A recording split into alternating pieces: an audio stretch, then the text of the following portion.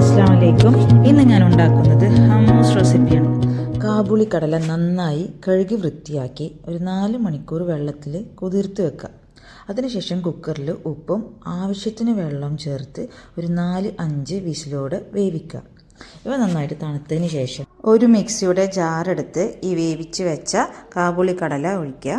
അതിനുശേഷം അതിലോട്ട് ആവശ്യത്തിന് നാരങ്ങ നീര്, അതായത് ഏകദേശം 2 ടേബിൾ സ്പൂൺ നാരങ്ങ നീര്, ആവശ്യത്തിന് ഉപ്പ്, 1/4 കപ്പ് വെളുത്ത എള്ള്, 2 ടേബിൾ സ്പൂൺ ഓയിൽ, ഇവയൊക്കെ നന്നായി അരച്ചെടുക്കുക. വെളുത്തുള്ളിയും ചേർക്കണം കേട്ടോ. വെളുത്തുള്ളി ചേർക്കാൻ ഞാൻ മറന്നതുകൊണ്ട് ലാസ്റ്റ് ചേർത്തു.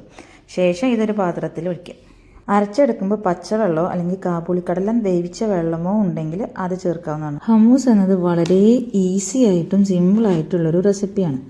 ഇത് ചപ്പാത്തിയുടെ കൂടെ അല്ലെങ്കിൽ റൊട്ടി, നാൻ ഇവയുടെ കൂടെയൊക്കെ നമുക്ക് യൂസ് ചെയ്യാവുന്ന ഒരു ഡിപ്പാണ്. വളരെ ടേസ്റ്റിയാണ്, എല്ലാവർക്കും ഇഷ്ടപ്പെടും. ഇതൊന്ന് ട്രൈ ചെയ്ത് നോക്കുക. Bye bye. അസ്സലാമു അലൈക്കും.